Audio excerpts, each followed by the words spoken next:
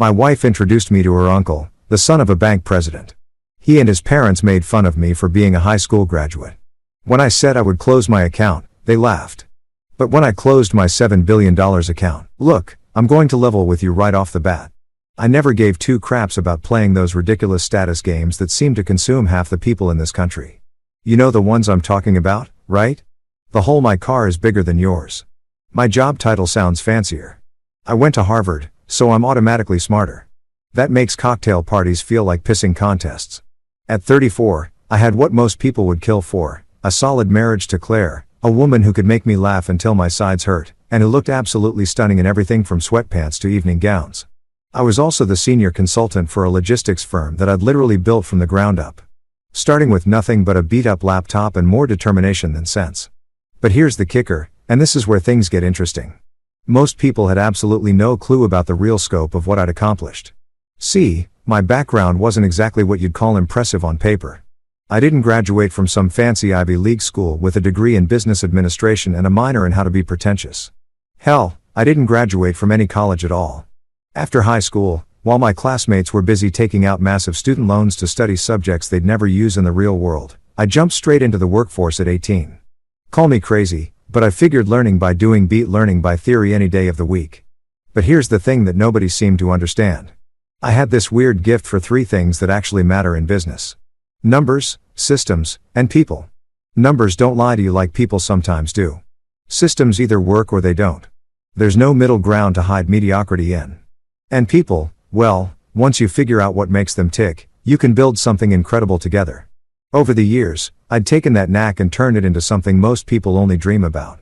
Through smart investments, and I'm talking the kind of calculated risks that would make a Vegas dealer nervous, I'd build up what most folks would consider a small fortune. But that wasn't even the half of it. Eventually, I became the silent owner of multiple international ventures. We're talking businesses spanning 3 continents, dealing in everything from shipping logistics to tech startups to real estate developments that were reshaping city skylines. The funny part, I still lived like a regular guy. Give me a pair of old jeans and a comfortable t-shirt over some stuffy 3-piece suit any day. I drove a reliable car that got me from point A to point B without breaking down. Not some flashy sports car that screamed, "Look at me. I'm compensating for something." My house was nice, but not ostentatious. Comfortable furniture, a good kitchen where Claire could work her culinary magic, and a home office where I could run my empire in peace. Most people, and I'm talking even my own family here, looked at me and saw just another average working stiff. They'd see me at family barbecues wearing the same casual clothes I'd had for years, talking about normal stuff like sports and weather, and they'd mentally file me away as Claire's husband who works in logistics, which technically speaking was true. I just happened to own the logistics companies, too. Even Claire, bless her heart, knew I had money. She wasn't stupid, and she could see that we lived comfortably, that I never stressed about bills, and that I could afford nice things when we wanted them. But she didn't know the full picture. She knew I was successful, but she didn't know I was by a small country successful. And honestly, I thought that was perfectly fine. There's something to be said for flying under the radar. When people don't know you're wealthy, they treat you like a human being instead of like a walking ATM or networking opportunity. Conversations are genuine instead of calculated. People invite you to things because they actually like your company, not because they want something from you. It was a simple life and I was content with it. Looking back now with all the hindsight that comes from watching your world implode in spectacular fashion, I realize I was naive to think I could keep that balance forever. The thing about money, especially the kind of serious money I'd accumulated, is that it has a way of making itself known eventually. It's like trying to hide an elephant in your living room by throwing a bed sheet over it. Eventually, someone's going to notice the giant elephant-shaped lump taking up half the space. But at the time, sitting in my comfortable little bubble of anonymity, I thought I had it all figured out. I was successful without the stress of everyone knowing about it. I was wealthy without the target on my back that usually comes with wealth. I had a wife who loved me for who I was, not what I could buy her. Life was good, simple, and uncomplicated. I should have known it was too good to last. I should have realized that Claire's family with their old money roots and social climbing tendencies would eventually want to pull me into their world of appearances and status games. And I definitely should have seen it coming when Claire started talking about introducing me to her uncle Leonard, the golden boy of the family banking dynasty. But hey, hindsight's 2020ths, right? At the time, I was just a guy who'd worked hard, gotten lucky, and wanted to enjoy the fruits of his labor in peace. Little did I know that peace was about to become a very expensive luxury. So there I was Thursday evening sitting at our kitchen table demolishing what had to be the best lasagna this side of Little Italy. Claire had this incredible talent for taking simple ingredients and turning them into something that would make Gordon Ramsay weep tears of joy. I'm talking about the kind of comfort food that makes you forget all your problems and wonder why anyone ever invented restaurants in the first place. I was just reaching for my second helping. Okay, fine. It was my third. Don't judge me when Claire dropped the bomb that would eventually blow up my nice, quiet life into a million pieces. Oh, by the way, she said, twirling her fork through her pasta like she was about to comment on the weather. My Uncle Leonard wants to meet you. She said it so casually. You'd think she was mentioning that the mailman had delivered a package or that we were running low on milk. I paused mid-bite. A fork full of cheesy goodness hovering somewhere between the plate and my mouth. Leonard, the banking guy. I knew exactly who she was talking about, of course. Leonard Morrison, the crown prince of the Morrison banking empire, son of Preston Morrison, who ran Summit Bank like it was his personal piggy bank. Claire had mentioned him before in passing. Usually, when she was talking about family gatherings, I'd conveniently found excuses to miss. That's the one. Claire nodded, taking a sip of the wine I'd grabbed from our collection. Not going to lie, I had pretty decent taste in wine for a guy who supposedly just worked in logistics. He's very well connected, you know. His father runs Summit Bank and Leonard's being groomed to take over eventually. This could be really good for you, honey. Now, here's where I should probably mention something important about my relationship with Claire's family. They came from what people like to call old money. The kind of wealth that's been passed down through generations like a family heirloom, complete with all the pretentious attitudes and social expectations that come with it. They had trust funds, country club memberships, and the kind of family trees that genealogists get excited about. Meanwhile, I came from the kind of family where a fancy dinner meant we splurged on name brand ketchup instead of the store brand. Good for me. How exactly? I asked, genuinely curious about where this was heading. In my experience, when someone with old money wants to help someone without it, there's usually a catch somewhere in the fine print. Claire leaned forward with that enthusiastic expression she got when she thought she'd solved all my problems. Well, you know, networking, Leonard knows everyone in the financial world. He could introduce you to potential clients, maybe help you expand your consulting business. You're always talking about growing the company, right? The irony was so thick you could cut it with a butter knife. Here was my wife, bless her heart, thinking I needed help expanding a business empire that already spanned multiple continents. It was like someone offering to teach Michael Jordan how to play basketball or suggesting that Gordon Ramsay might benefit from a cooking class at the local community center. But how could I explain that without revealing the full extent of what I'd built? Claire knew I was successful. She could see that we lived comfortably, that I never stressed about money, that I could afford nice things when we wanted them. But she thought successful meant I made good money as a consultant. Not that I could buy and sell most of the companies Leonard probably considered impressive. I don't really need connections, babe, I said carefully, trying to find the right balance between truth and discretion. The business is doing pretty well on its own. Claire waved her hand dismissively like I was being modest for no reason. Oh, come on. Everyone can use good connections. Besides, Leonard's really curious about you. I've told him you're smart and hardworking, and he wants to meet the man who swept me off my feet. I had to bite back a laugh at that. If Leonard was anything like the typical banking heir I'd dealt with in my business ventures, he was probably curious about me the same way a cat is curious about a mouse. As something amusing to play with before moving on to more important matters. He's a bit blunt, Claire continued, using that tone people use when they're trying to warn you about someone without actually warning you. But don't take it personally. That's just how he is. Once you two start talking business, I'm sure he'll respect you. He respects success and you're definitely successful. Again, with the irony, if Leonard respected success, he was about to meet more of it than he could handle. But Claire didn't know that. And something told me this meeting was going to be a master class in assumptions and misconceptions. Besides, Claire added, warming to her subject, it'll be good for you to meet more people from my family. I know you've been avoiding some of the gatherings, but Leonard's different. He's accomplished something on his own merit, not just inherited everything. I almost choked on my wine at that one. From what I'd heard through Claire's family gossip network, Leonard's biggest accomplishment was being born with the right last name. Sure, he worked at the bank, but calling it his own merit was like saying a NASCAR driver built his own racetrack. When and where? I asked, figuring I might as well get this over with. Besides, there was a part of me, the part that had always enjoyed a good challenge, that was curious to see exactly how far up their own asses the Morrison family had their heads. This Saturday at Meridian, you know, that steakhouse downtown, Claire's face lit up like she just solved world hunger. Leonard's parents will be there, too. Preston and Marjorie. It'll be perfect. Perfect, right? Because nothing says perfect evening like dinner with people who judge your worth based on which university you didn't attend and which country club you don't belong to. Sounds great. I lied. Already mentally preparing myself for what was sure to be an evening of barely concealed condescension and thinly veiled insults. Little did I know I was walking into what would become the most expensive dinner conversation in Summit Bank's 100-year history.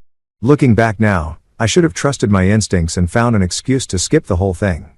But sometimes life has a funny way of putting you exactly where you need to be, even when where you need to be is about to become a complete shit-ow. Saturday evening rolled around faster than a tax bill in April. And there I was, standing in front of my closet, trying to figure out what the hell to wear to meet the royal banking family. Claire had been buzzing around the house all day like a caffeinated hummingbird, giving me helpful suggestions like, make sure you look presentable and try to make a good impression. Because apparently she thought I regularly showed up to important dinners looking like I just crawled out of a dumpster behind a 7-Eleven. I settled on my usual go-to for occasions when I needed to look like I gave a damn, but didn't want to look like I was trying too hard. Black shirt, dark blazer, and my most comfortable pair of dress pants. Nothing flashy, nothing that screamed, look at me. I'm important, just clean and understated. In my world, if you had to advertise how successful you were through your clothes, you probably weren't as successful as you thought you were. The drive to Meridian was quiet, except for Claire's nervous chatter about how excited she was for me to finally meet her uncle and his parents. She kept going on about how this was going to be so good for my career and how Leonard was really looking forward to talking business with me. I just nodded and made the appropriate sounds while mentally preparing myself for what I was pretty sure was going to be an exercise in patience. Meridian was exactly the kind of place you'd expect old money types to hang out. All dark wood paneling, dim lighting, and the kind of atmosphere that whispered, if you have to ask about the prices, you can't afford to eat here. The hostess, a blonde woman who looked like she'd stepped out of a magazine about expensive things, greeted us with the kind of smile that was professionally warm, but personally cold. We're meeting the Morrison party, Claire told her. And I swear the hostess's smile became about 20% more genuine. Money recognizes money, even when it's just the smell of it lingering in the air. She led us through the restaurant to a corner table where 3 people were already seated. And let me tell you, they looked exactly like Central Casting had ordered them for a movie about entitled rich people. There was Preston Morrison, probably in his early 60s, with silver hair that had been styled to within an inch of its life, and the kind of tan that comes from spending winters in places where the average person's annual salary wouldn't cover a week's vacation. Next to him sat Marjorie, his wife, who had that ageless quality that comes from having unlimited access to the best plastic surgeons money can buy. Her jewelry alone probably cost more than most people's cars. And she wore it with the casual confidence of someone who'd never had to check her bank balance before making a purchase. And then there was Leonard. Oh, Leonard, the golden boy himself, probably around my age, but carrying himself like he'd been born wearing a crown. He had that particular brand of confidence that comes from never having been told no about anything important in your entire life. His suit probably cost more than most people's monthly rent, and he wore it like armor against the common folk. They all stood up as we approached, and I could practically feel the temperature drop as their eyes took in my appearance. It was like watching 3 people simultaneously realize they'd been expecting Filt Minen and had been served a cheeseburger instead. Leonard. Mom, Dad, Clarera said with obvious excitement. This is my husband, the one I've been telling you about. I extended my hand to Preston first because that seemed like the polite thing to do. His handshake was firm but brief, the kind that said, I'm acknowledging your existence, but don't get too comfortable. Marjorie offered me a hand that felt like she was afraid I might contaminate her manicure. And Leonard's grip was the kind of aggressive squeeze that insecure men use to establish dominance. Please sit down, Preston said, gesturing to the chairs across from them, like he was granting me an audience. We hadn't even ordered drinks yet, and I could already tell this was going to be a long evening. The waiter appeared almost instantly. Apparently, when you're a Morrison, service happens at light speed. After we'd ordered drinks, they went for expensive wine while I stuck with a beer. Because I'm a simple man with simple tastes, the interrogation began. So Preston said, settling back in his chair with the air of a judge preparing to hear a case. Claire tells us you work in consulting. That's interesting. What exactly do you consult about? Logistics mostly, I replied. Taking a sip of my beer. Supply chain optimization, efficiency improvements, that sort of thing. Marjorie tilted her head like a confused bird. Oh, like shipping. The way she said shipping made it sound like I'd told her I made my living collecting garbage or cleaning sewers. There was this barely concealed distaste in her voice, like she couldn't quite believe her precious niece had married someone who dealt with such mundane blue-collar concerns. Among other things. Yeah, I said, keeping my tone even. It's actually more complex than most people realize. Global supply chains, international trade regulations, cross-border logistics coordination. Fascinating, Leonard interrupted, though his tone suggested he found it about as fascinating as watching paint dry. And where did you study this? What university? And there it was, the question I've been waiting for. The academic credentials check that people like this always used as their first filter for whether someone was worth their time. I didn't go to college, I said simply. I went straight into business after high school. The silence that followed was so complete you could have heard a pin drop in the next county. All three of them just stared at me like I'd announced I was actually an alien from Mars who'd come to Earth to study human mating rituals. Preston recovered first, clearing his throat with the kind of diplomatic cough that probably served him well in board meetings.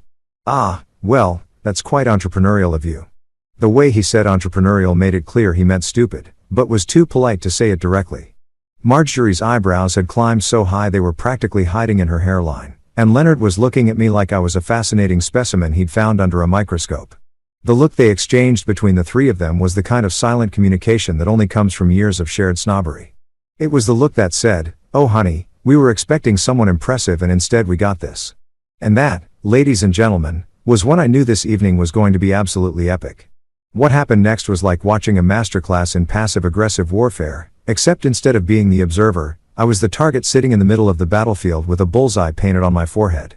If you've ever wondered what it feels like to be slowly dissected by people who consider themselves your intellectual superiors, well, buckle up, Buttercup, because I'm about to give you a front row seat to the show. Marjorie was the first to reload her weapon after that nuclear silence. She gave me what I can only describe as the kind of smile you'd give a toddler who just proudly announced they'd eaten their own boogers. "Oh, so you're self-taught," she said, her voice dripping with the kind of sympathy usually reserved for terminal cancer patients. "That's so very brave of you." Brave like I'd climbed Mount Everest in flip-flops instead of choosing to skip 4 years of overpriced education to start making actual money. The way she said it made it clear that in her world, self-taught was just a polite way of saying too poor and stupid for real school. Leonard, not to be outdone by his mother in the art of subtle insults, let out this little chuckle that sounded like a hyena choking on its own smugness. He turned to his father with the kind of theatrical gesture that belonged on a soap opera. "Uncle Preston, can you even imagine trying to run a major business with only a high school diploma? I mean, that's really quite rare these days, isn't it?" The emphasis he put on rare made it clear he meant impossible, but was trying to sound diplomatic about it. It was like listening to someone say, "Bless your heart," while simultaneously planning your funeral. Preston, who was clearly the master of this particular family sport, nodded sagely like Leonard had just made some profound observation about the nature of human intelligence. Indeed, Leonard, in today's complex business environment, one really needs a solid educational foundation. Harvard Business School teaches principles that simply can't be learned anywhere else. Yes, Harvard Business School, the magical place where they apparently teach you how to lose $7 billion without breaking a sweat. But I'm getting ahead of myself. Of course, Marjorie chimed in, apparently not content to let the men have all the fun. There's something quite refreshing about the old-fashioned approach. "So authentic," she said. Authentic, the way most people would say quaint or adorable, like I was a cute little folk art project she discovered at a rural craft fair. Claire, bless her oblivious heart, was sitting there sipping her wine like this was perfectly normal dinner conversation. Every now and then, she'd nod along like they were discussing the weather instead of systematically dismantling her husband's credibility. One backhanded compliment at a time. "You know," Leonard continued, warming to his subject like a stand-up comedian who'd found his rhythm. "I have so much respect for people who make it work without the advantages of proper education. It must be incredibly challenging to compete in sophisticated markets when you're, what's the phrase? Flying by the seat of your pants. Flying by the seat of my pants, right? Because apparently turning a high school education into a multi-billion-dollar international business empire was just dumb luck and good timing. Like winning the lottery, except instead of buying one ticket, I'd somehow stumbled my way into owning the entire lottery system." "Oh, absolutely." Marjorie agreed enthusiastically. "It's so admirable when people make the best of their circumstances. I always tell my charity board that we shouldn't underestimate what people can accomplish even with limited opportunities." Limited opportunities. There it was. The real kicker in their minds. I wasn't just uneducated. I was some kind of charity case who'd managed to scrape together a decent living despite my tragic lack of proper breeding and academic credentials. The waiter chose that moment to return for our dinner orders. And I swear he could sense the tension at the table. He kept glancing between us like he was watching a tennis match where one player was getting massacred, but somehow kept getting back up for more punishment. After we'd ordered, and of course, they all went for the most expensive items on the menu while making subtle comments about how I should try the business lunch special. It's quite reasonable. The conversation resumed with renewed vigor. You know what's really impressive though, Leonard said, leaning forward with fake enthusiasm, is that you've managed to keep Claire happy without being able to provide her with the lifestyle she grew up with. That takes real creativity. And there it was, the suggestion that I was some kind of financial burden on their precious princess. Never mind that Claire lived better with me than she ever had with her trust fund. Never mind that our house was nicer than anything she'd ever owned before. In their minds. If you didn't have the right pedigree, you couldn't possibly be providing adequately. Preston nodded approvingly at his son's observation. Yes, love conquers all. As they say, Claire's always been our little romantic, willing to overlook practical considerations for matters of the heart. Practical considerations, like the fact that I could buy and sell their entire social circle before lunch and still have enough left over to buy a small country for dessert. It's just so fortunate, Marjorie added with that same patronizing smile, that Claire has the family resources to fall back on if things get difficult. We always take care of our own, don't we, Preston? The implication was crystal clear when this little experiment in marrying beneath her station inevitably failed. They'd be there to pick up the pieces and find Claire someone more suitable. But here's the thing about sitting there listening to people talk about you like you're some kind of financial deadbeat who got lucky. It gives you a lot of time to think. And what I was thinking as I watched these three pampas pat themselves on the back for their superior breeding and education was how absolutely hilarious this was going to be when the truth came out. They thought they were looking at a small-time consultant who'd married above his station. What they were actually looking at was someone who could end their family's banking dynasty with a phone call. But patience, I told myself, let them have their fun. The night was still young, and the best was yet to come. By the time our overpriced steaks arrived, and let me tell you, for what they were charging, these cows should have been hand-massaged by Swedish supermodels and fed nothing but champagne and caviar. The conversation had settled into a rhythm that was as predictable as it was infuriating. The Morrison family had apparently decided that I was their evening's entertainment, and they were determined to squeeze every drop of amusement out of mocking the poor, uneducated peasant who'd somehow managed to trick their precious Claire into marriage. I was about halfway through my ribeye, which was admittedly pretty damn good despite the company, when Preston decided to launch into what was clearly one of his favorite topics, the illustrious history and supreme importance of Summit Bank. You know how some people collect stamps or vintage cars? Well, Preston collected opportunities to brag about his family's financial institution like it was the eighth wonder of the world. You know, he said, cutting into his steak with the precision of a surgeon. Summit Bank has been serving this community's most distinguished families for over a century now. We're not just a bank. We're a cornerstone of financial stability for people who understand the value of tradition and excellence. Leonard nodded along like his father was delivering the Gettysburg Address instead of a corporate sales pitch. That's right, Dad. We're very selective about our clientele. It's not about the size of the account. Well, not entirely. It's about maintaining relationships with families who share our values. I had to bite my tongue to keep from laughing out loud at that one. Not entirely about the size of the account, right? Because I'm sure they were turning away billionaires left and right because they didn't have the proper breeding credentials. Marjorie dabbed at her lips with her napkin like she was posing for a painting. Oh yes, we've had to turn away quite a few, shall we say? No nouveau riches. People who think that just because they've made some money, they automatically deserve access to our services. The irony was so thick you could have served it as dessert. Here they were talking about nouveau riches like it was some kind of disease when in their minds I was apparently so far down the social ladder that I didn't even qualify for nouveau status. I was just pourri. I guess it's fascinating really. Leonard continued, clearly enjoying himself. How some people think banking is just about deposits and withdrawals. They don't understand that what we provide is so much more than that. It's prestige, connections, access to opportunities that simply aren't available to everyone. Preston raised his wine glass like he was about to make a toast. Exactly, son. Summit Bank isn't just where you keep your money. It's a statement about who you are and what you've achieved in life. Now, I've been sitting there for the better part of 2 hours, taking there with a smile and the patience of a saint. But something about that particular comment, the smugness, the self-importance, the complete dismissal of anyone who didn't meet their arbitrary standards finally got under my skin. Funny you should mention that, I said, setting down my fork and leaning back in my chair. I've actually been thinking about moving my accounts elsewhere. The effect was immediate and hilarious. All three of them stopped mid-chew like I just announced I was planning to rob their precious bank instead of simply taking my business somewhere else. Preston's eyebrows shot up so fast I was worried they might achieve escape velocity. "Oh," Marjorie said, trying to sound casual but failing spectacularly. "And why is that?" I shrugged, playing it off like it was no big deal. "Just shopping around, seeing what other banks have to offer. Maybe finding somewhere that's a little more, how did you put it, welcoming to different types of clients." Leonard, who had been mid-sip of his wine, actually snorted. Not a polite little cough, but a full-on liquid coming out of his nose snort. He quickly grabbed his napkin to clean up the mess, but not before giving me a look that was equal parts amusement and condescension. "Oh, please," he said once he'd recovered from his wine snorting incident. "Go ahead and move your account. I'm sure losing one regular checking account won't exactly make a dent in our books." Regular checking account. Oh, sweet, naive Leonard. If only you knew that my regular checking account contained enough money to buy your precious bank 3 times over and still have enough left for a nice vacation. Preston, apparently feeling left out of the fund, decided to pile on. "Yes, Leonard's quite right. Summit doesn't depend on small timers for our success. We deal in billions, not whatever it is you're working with. Small timers, billions." The man was practically handing me comedy gold on a silver platter. Here I was sitting across from the president of Summit Bank while he bragged about dealing in billions and dismissed me as a small timer.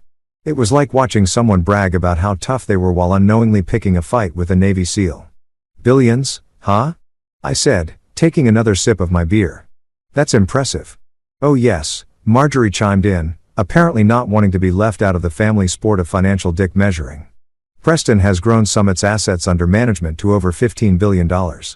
We're one of the most successful regional banks in the country." 15 billion. I had to work very hard to keep my expression neutral at that number. See, here's the thing about my particular situation that made this moment so absolutely delicious. My primary account with Summit Bank, the one they were so casually dismissing as inconsequential, contained $7 billion in liquid assets. That's not counting my long-term holdings, my international investments, or the various other accounts I had scattered across different institutions. In other words, my single regular checking account represented nearly half of their entire bank's assets under management. But they didn't know that. In their minds, I was just some blue-collar guy with maybe a few $1,000s to my name. Leonard leaned forward with that same smug expression he'd been wearing all evening. "You know what? I'm actually curious now. What exactly would it take to keep your business? Are we talking about waiving a monthly fee? Throwing in some free checks?" The condescension in his voice was so thick you could have spread it on toast. Free checks.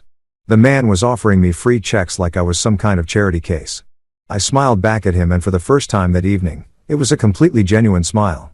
"Oh, don't worry about it. I'm sure you're right. Losing my account probably won't even register on your radar." And that, my friends, was the moment when I decided that Preston Morrison and his arrogant family were about to learn a very expensive lesson about making assumptions. The ride home from Meridian was quieter than a funeral procession.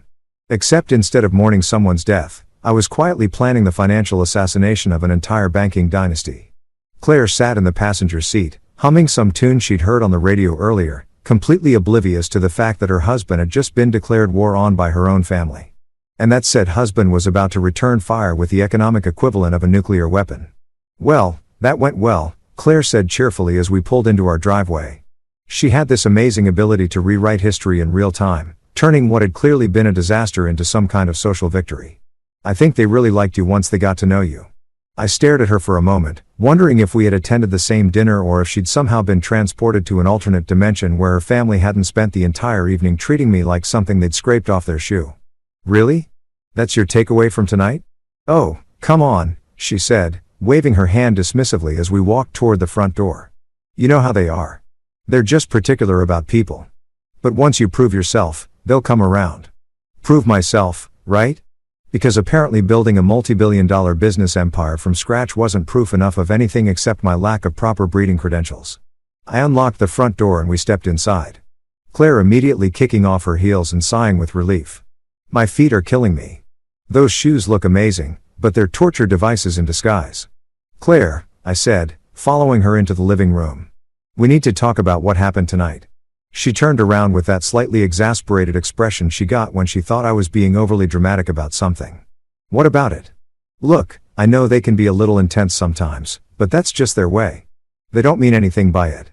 They called me uneducated trash Claire for 2 straight hours. They did not.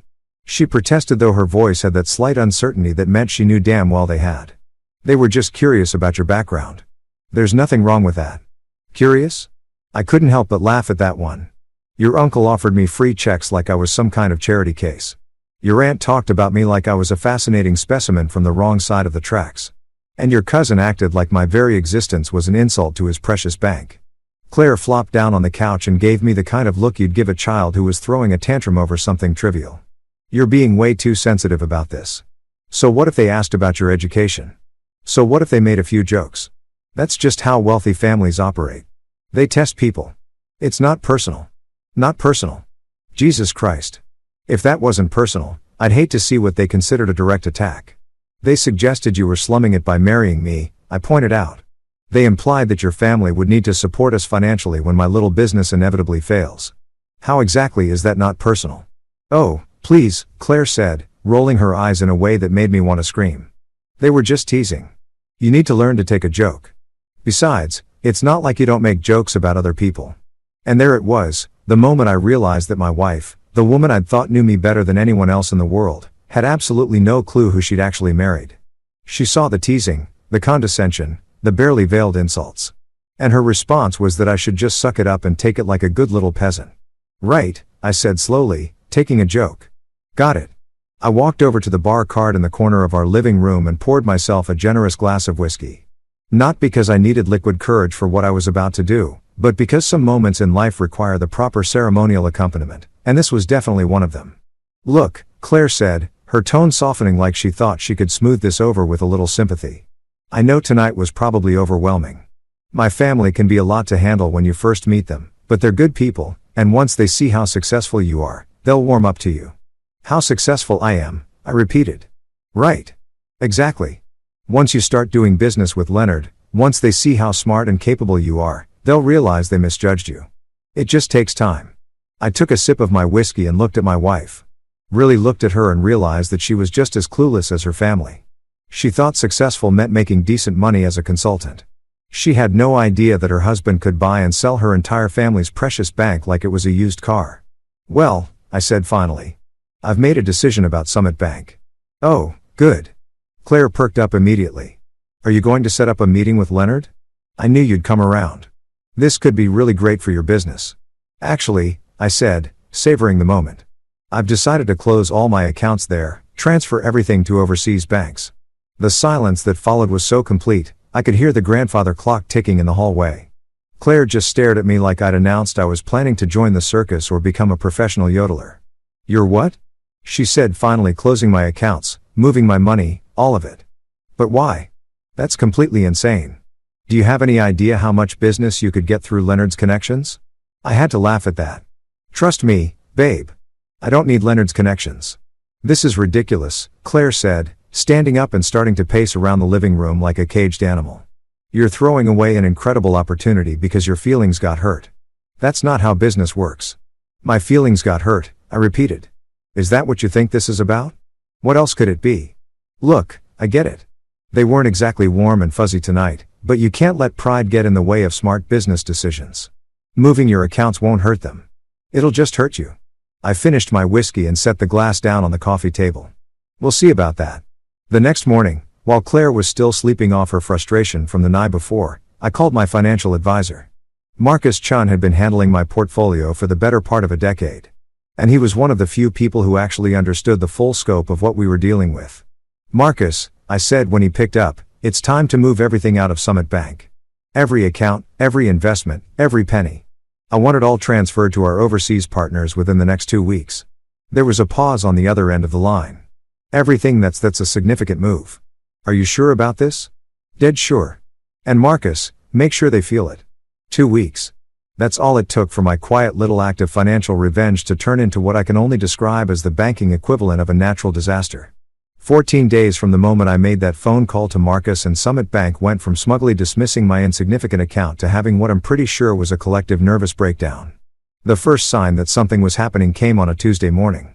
I was sitting in my home office sipping my coffee and reviewing some quarterly reports from my European holdings when my phone started buzzing like an angry wasp. Not just one call. We're talking about a full-scale communications assault that would have made a telemarketing company jealous. The first call was from Claire, and she was practically hyperventilating into the phone. "What did you do?" she demanded, skipping right over pleasantries like, "Hello," or "Good morning, honey." "Good morning to you, too, sweetheart," I said, leaning back in my chair. "I'm having a lovely day. Thanks for asking. How are you?" "Don't you dare get cute with me right now," she snapped. "Leonard called me 20 minutes ago. He sounded, I don't even know how to describe it. Panicked. Terrified. What the hell did you do?" Now, I have to admit, hearing that Leonard was panicked gave me a warm, fuzzy feeling that was better than any cup of coffee. "I told you what I was going to do. I moved my accounts." "Your accounts?" Claire's voice went up about 3 octaves. "Just how much money are we talking about here?" Before I could answer, my phone started buzzing with another call. Leonard himself, according to the caller ID. I couldn't help but grin. "Hang on, babe. I think this might be important." I clicked over to the other line. "Hello, Leonard. How's your morning going? What the did you do?" Leonard's voice was so high-pitched he sounded like he'd been sucking helium. Gone was the smooth, condescending tone from our dinner. This was pure, unadulterated panic. "Language, Leonard," I said, thoroughly enjoying myself. "That's no way for a banking professional to speak to a former client." "Former client? You moved $7 billion. $7 billion. Do you have any idea what you've done? $7 billion? Hearing him say the number out loud was almost as satisfying as the panic in his voice. "I moved my money to a bank that appreciates my business. Isn't that what you suggested I do? This isn't a joke." Leonard was practically screaming now. "You've triggered a liquidity crisis. We had that money invested, leveraged, tied up in loans. You can't just pull out that kind of capital overnight." "Oh, but apparently I could and I had." "Funny thing about money, Leonard. When it's yours, you get to decide where to keep it." The line went quiet for a moment, and I could practically hear the gears turning in Leonard's brain as he tried to figure out how to fix this cluster. When he spoke again, his voice had dropped to what I assume was supposed to be a reasonable, "Let's make a deal" tone. "Look, I think there's been a misunderstanding. Maybe we got off on the wrong foot the other night. Why don't you come in and we can discuss this like reasonable businessmen?" "Reasonable businessmen?" I repeated. "That's rich. Considering you spent 2 hours telling me I was too uneducated to understand how real business works." Before Leonard could respond, my assistant's voice came through the intercom. "Sir, I have Preston Morrison on line 3. He says it's urgent."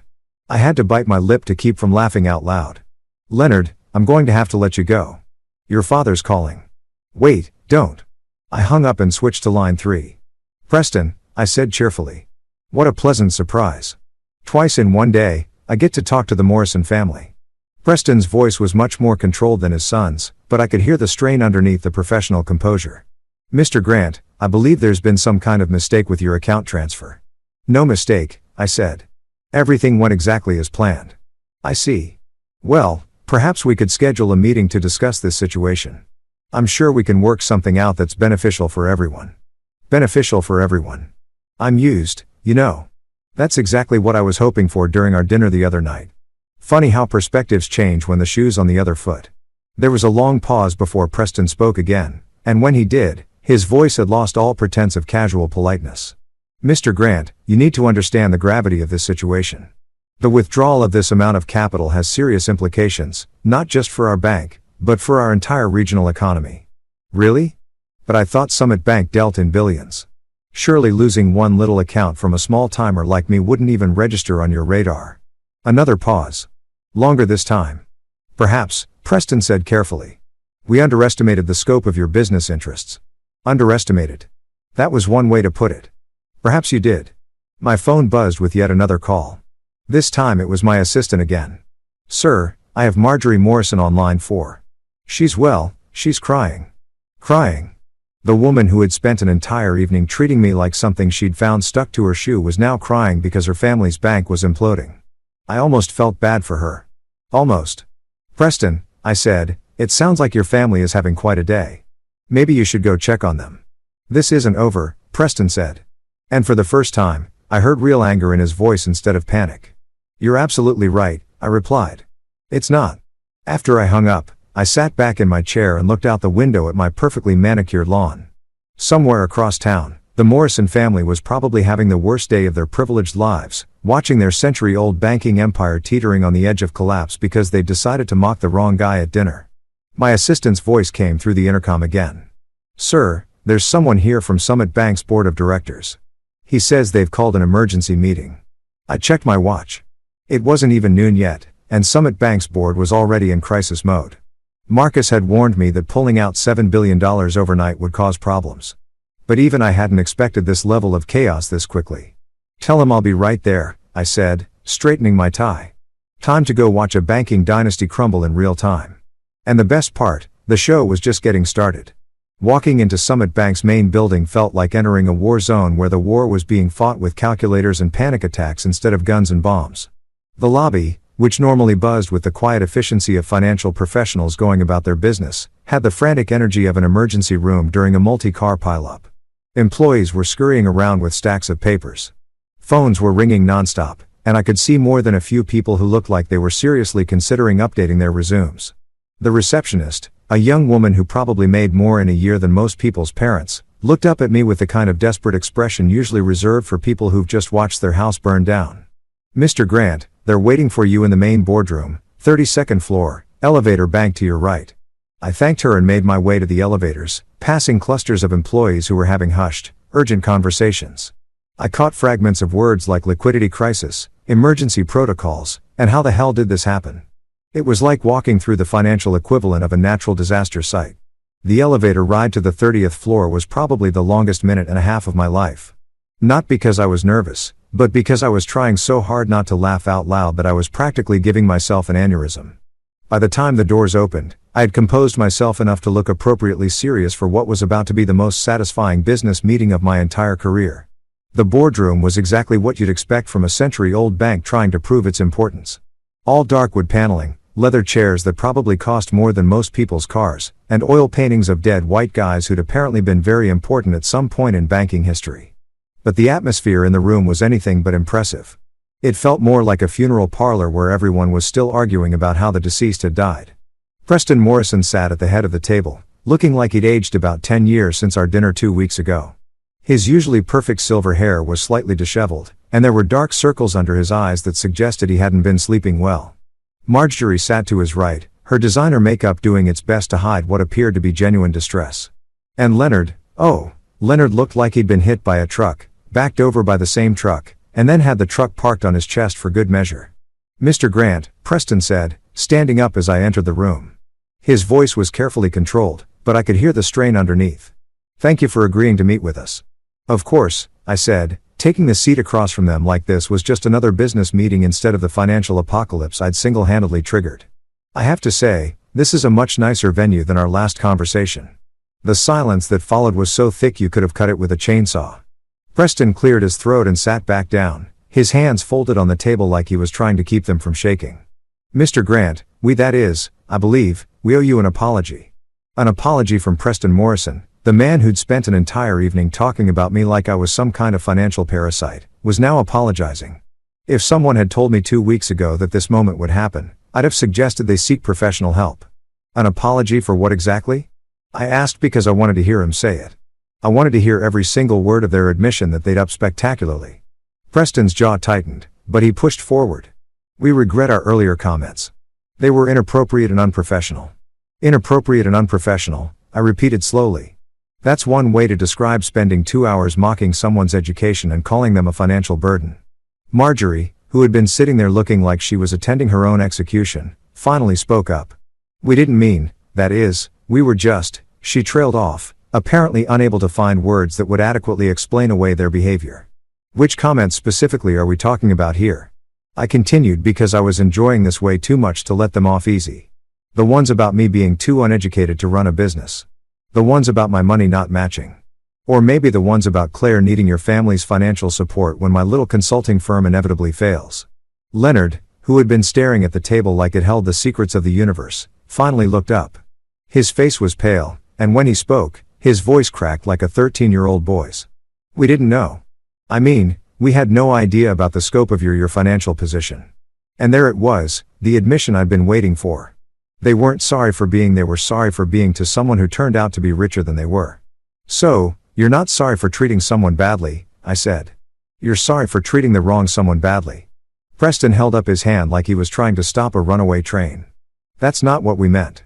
We're genuinely sorry for our behavior, regardless of circumstances. Circumstances? I laughed. Is that what we're calling $7 billion now? Circumstances. The number hung in the air like a nuclear bomb that had just been dropped on the table. I watched as the full reality of what had happened settled over them like a heavy blanket. $7 billion. Nearly half of their bank's total assets under management. Gone overnight. Because they decided to play status games with the wrong guy. Marjorie's hands were actually trembling now. Mr. Grant, surely we can work something out. There must be some way to resolve this situation that works for everyone. Resolve this situation, I said. You mean the situation where your bank is now teetering on the edge of collapse because you assumed I was some kind of charity case? Leonard leaned forward desperately. Look, we admit it. We were wrong about everything.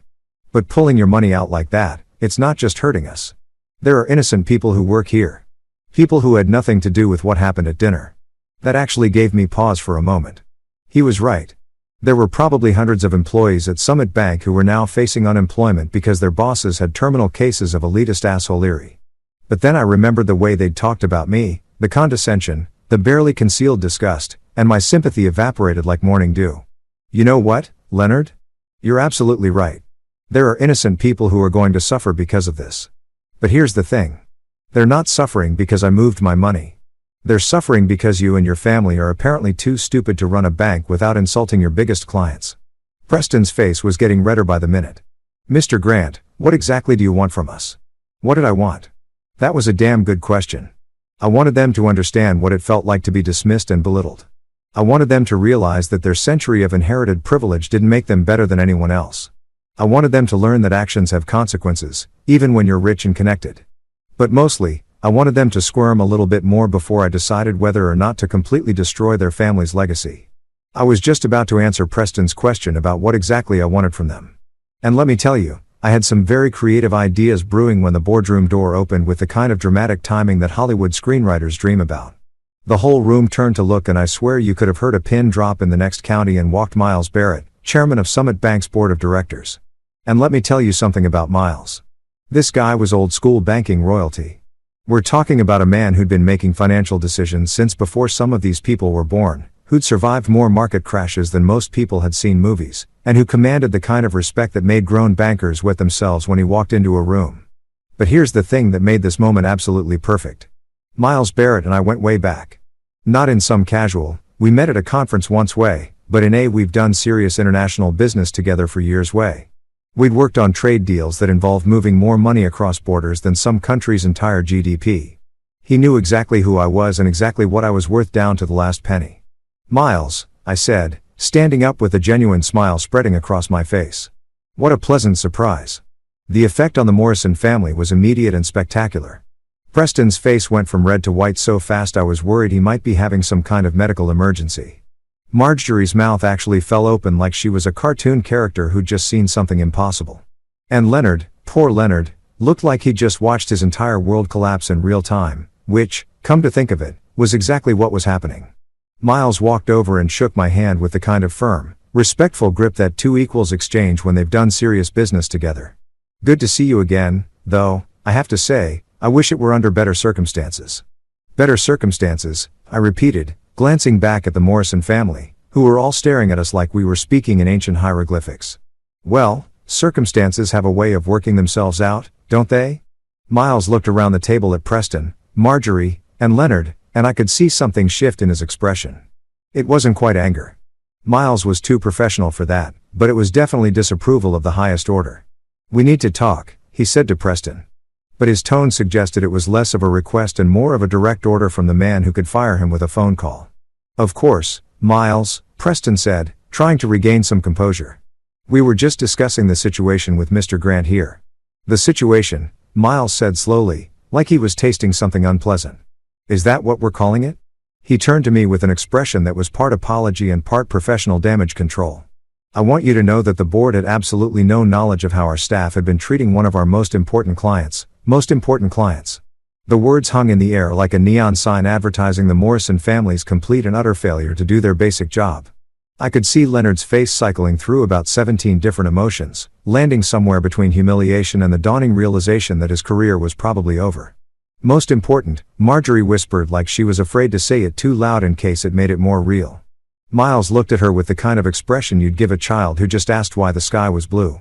"Mrs. Morrison, your husband's bank has been managing Mr. Grant's portfolio for nearly a decade.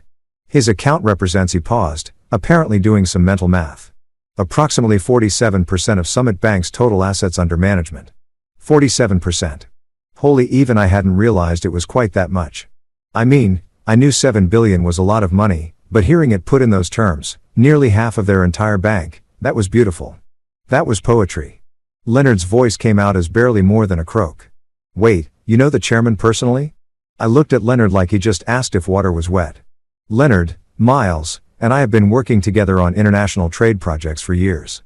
We've moved more money across borders than most countries see in their annual budgets. We've collaborated on deals involving pharmaceutical supply chains from Southeast Asia, technology transfers between European and American companies, and logistics networks that span 3 continents, Miles added, apparently deciding that the Morrison family needed the full scope of their spelled out and excruciating detail.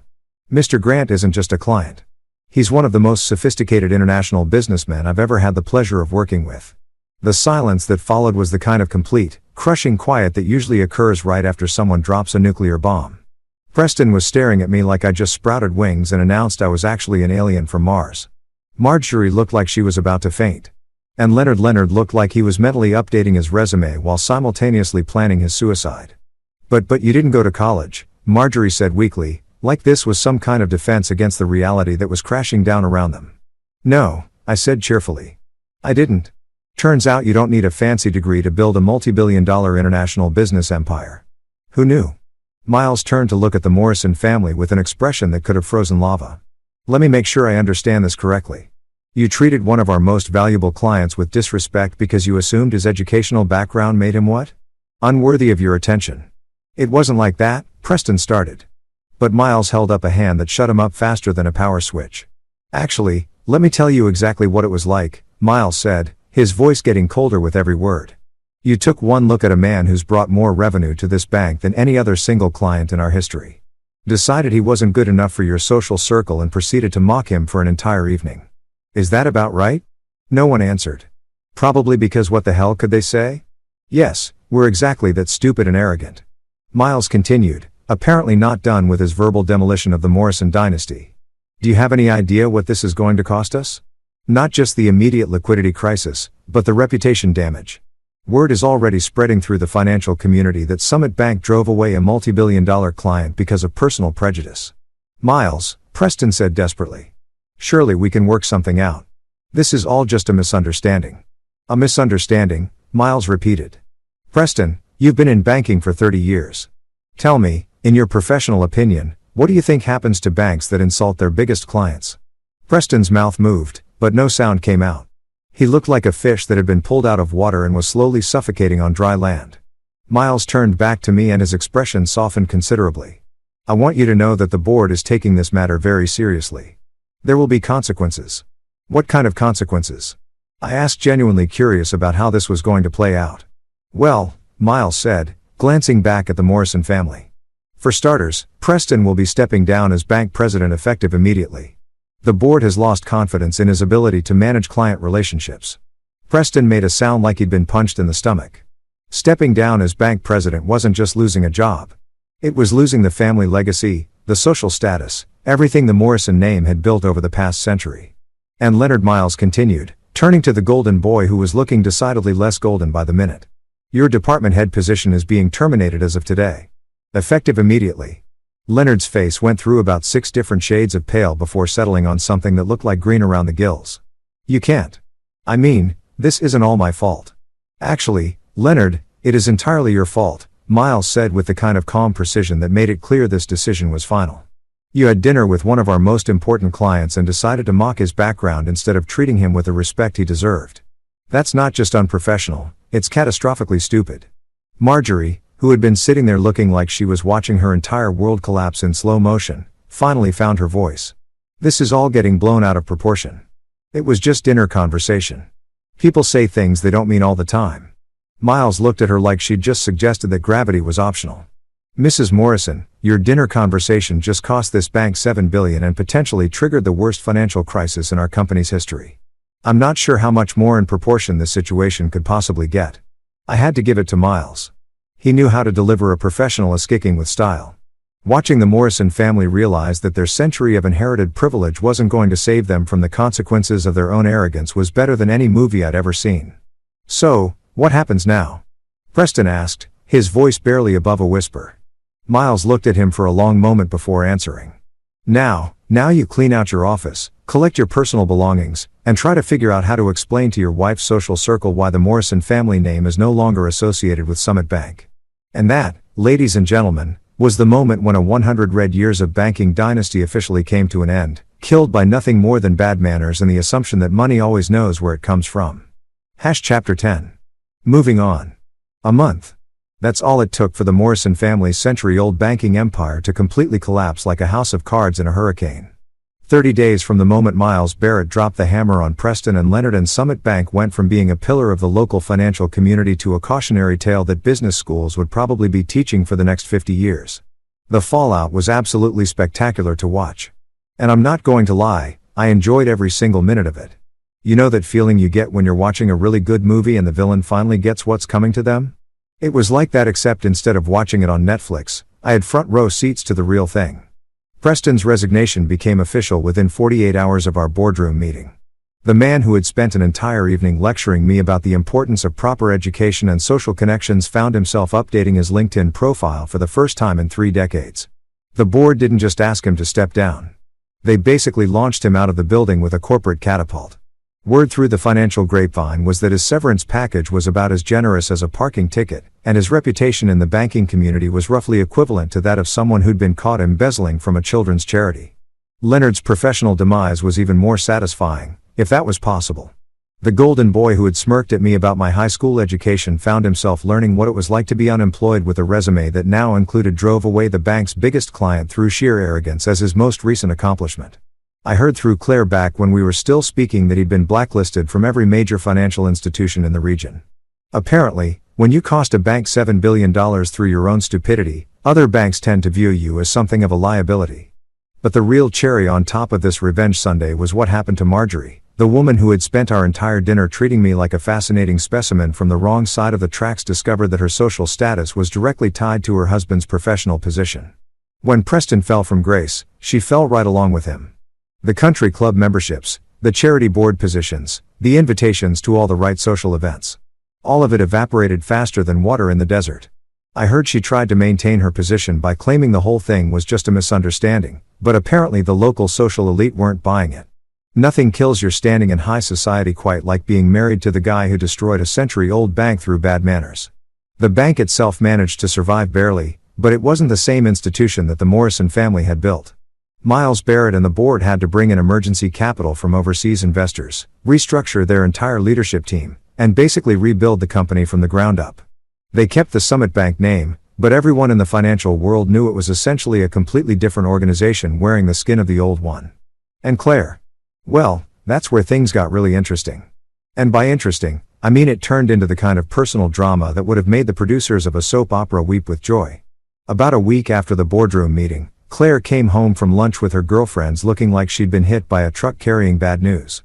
She walked into our living room where I was reading a book about international trade regulations. Light reading, I know, and just stood there staring at me like she was seeing me for the first time. Is it true?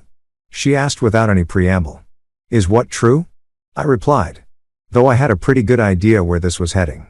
The money, all of it. Sarah Henderson's husband works at Summit and he told her. He told her things about your accounts that I can't even. She trailed off, apparently unable to finish the sentence. I set down my book and looked at my wife. Really looked at her and realized that this was the moment our marriage was either going to survive or completely implode. What specifically did Sarah Henderson's husband tell her? He said you had $7 billion in that bank. $7 billion with AB.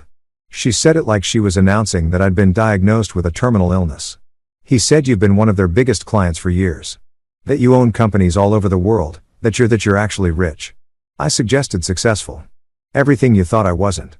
Claire sat down hard on the couch like her legs had given out. Why didn't you tell me? How could you not tell me something like that? It was a fair question and one I've been asking myself a lot lately. Because I liked being married to someone who loved me for who I was, not what I could buy them. Because I enjoyed having a wife who didn't see dollar signs when she looked at me. But I had a right to know, she protested. We're married. Married people don't keep secrets like that from each other. Really? I asked.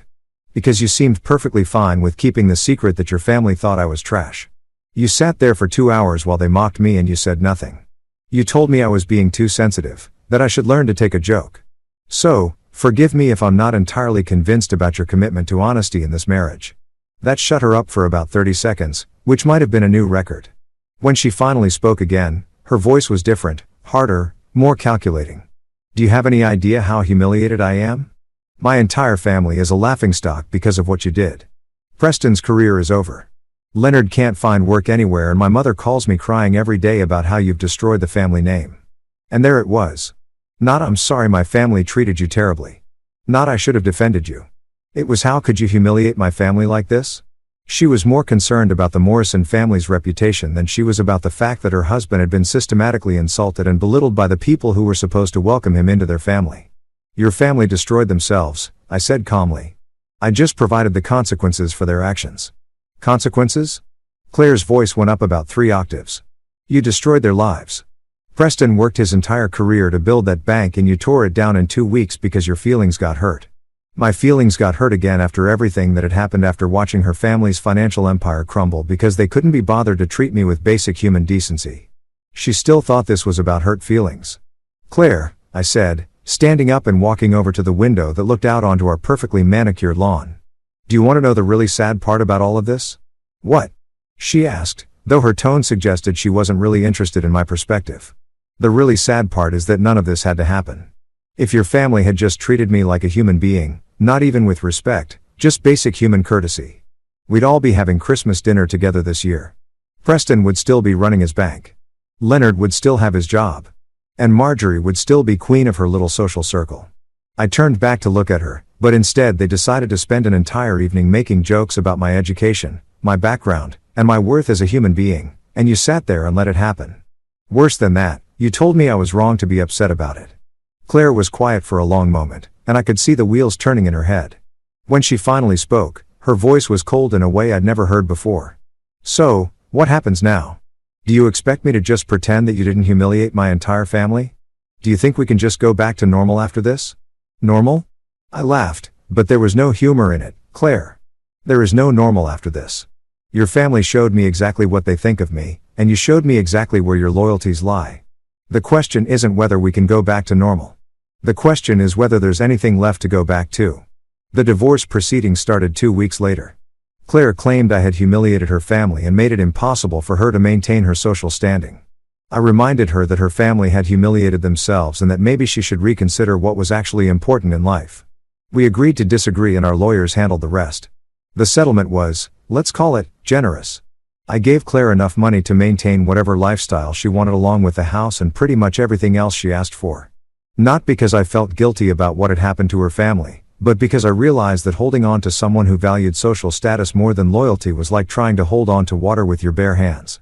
The funny thing about money, and I mean really funny, not just ironic, is that once people know you have it, everything changes. Suddenly, I was getting invitations to charity galas, investment opportunities, and social events that I'd never been invited to before. Business acquaintances who had barely acknowledged my existence were suddenly my best friends. It was like someone had flipped a switch and transformed me from an invisible nobody into the most popular guy in town. But here's what I learned from the whole experience. When people only want to know you because of your bank account, you're not actually popular. You're just a walking ATM machine. The invitations, the friendships, the business opportunities, they were all contingent on what I could do for other people, not on who I was as a person. So, I did what any rational person would do in that situation.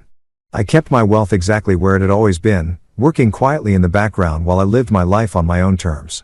I bought a smaller house in a different part of town, kept driving my reliable car, and continued wearing jeans and comfortable shirts because that's who I was, not who my money said I should be. These days, when I walk past a Summit Bank branch, and yes, they still exist, though they're shadows of their former selves, I can't help but smile. Not because I destroyed a family or ruined careers, but because I learned something valuable about human nature. People will judge you based on the most superficial criteria imaginable, and they'll treat you accordingly. But money, real money, has a funny way of revealing who people really are when the masks come off. The Morrison family thought a high school diploma meant I was nobody worth knowing. They learned at the cost of $7 billion and their family legacy that education and worth aren't the same thing. Sometimes the most important lessons are the most expensive ones. And sometimes the people who need to learn them the most are the ones who can least afford the tuition. And every now and then, justice actually does have a sense of humor.